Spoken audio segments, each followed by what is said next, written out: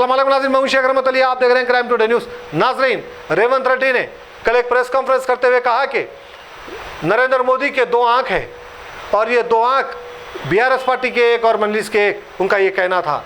और जिस तरह से तेलंगाना में भारतीय जनता पार्टी जीरो पर जा रही है, भारतीय जनता पार्टी का कोई वजूद नहीं है, वहीं पर कांग्रेस को डैमेज करने के लिए बीआरएस पार्टी और एमआईएम पार्टी मिलकर कोशिश कर रहे हैं कि कांग्रेस को हराएं और कांग्रेस के खिलाफ बोलें।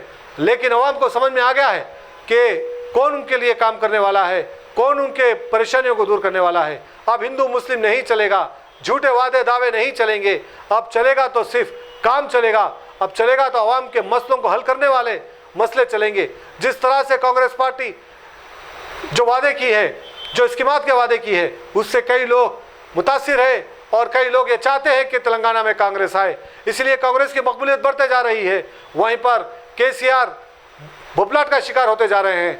वहीं पर रेवंत रेड्डी ने इल्ज़ाम लगाया है कि असदुद्दीन अवैसी और अकबरुद्दीन अवैसी भी गलत बुबलाट के शिकार में बयान दे रहे हैं, लेकिन इससे कोई असर होने वाला नहीं। तेलंगाना में कांग्रेस की हुकूमत बन रही है और आने वाले टाइम में अवाम की अगर कोई खिदमत करती है तो वो कांग्रेस ही है। क्या ये सारा माजरा सुनते हैं और समझने की कोशिश करते हैं?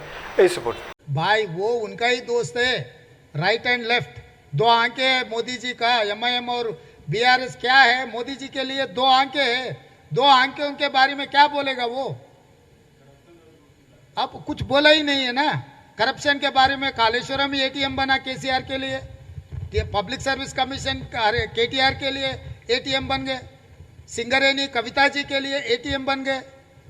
तो ये सब सारे करप्शन जो हो रहा है, करप्शन के ऊपर जांच करने का क्यों आश्वासन नहीं दिए कि मोदी जी ने?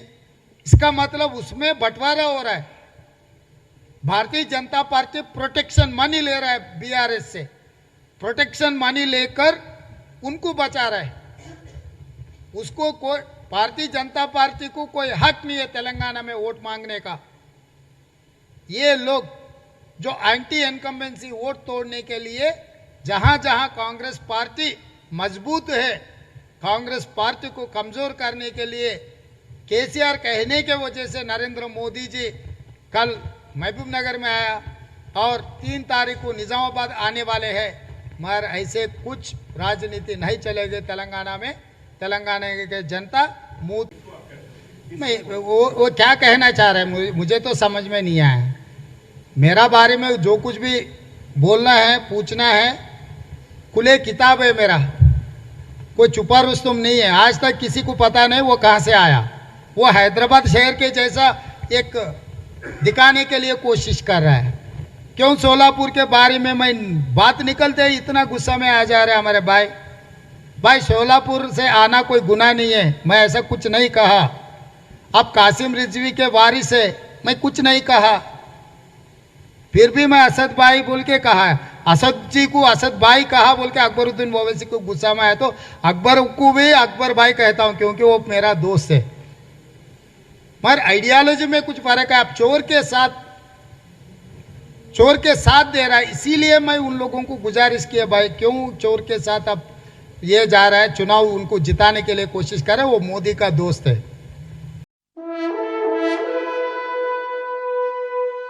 अल्हम्दुलिल्लाह, अपने मुक़द्दस नाम की तरह हर दुल्हा दुल्हन की हयात नौ के आगाज का बावखार नाम HKGN फर्नीचर्स। जी हाँ, HKGN फर्नीचर्स NRIs कारनशीन फैमिलीज के लिए दीदाजेब, शानदार, शाहकार, मजबूत और पायदार, दिलकश और दिलनशी शादी के फर्नीचर का सबसे बड़ा शोरूम अब Shastripuram king colony main road के पुरसुकून माहौल में। पसंद फरमाइए आपकी शहजादी के लिए खूबसूरत जहेज का मुकम्मल फर्नीचर सिर्फ 29,999 रुपए में। जी हाँ, 29,999 रुपीज। जी हाँ, फख्रे हिंदुस्तान सदर मोहतरम बैरिस्टर असदुद्दीन अवैसी साहब के मकान के बिल्कुल करीब आपका अपना HKGN फर्नीचर्स। 9618650827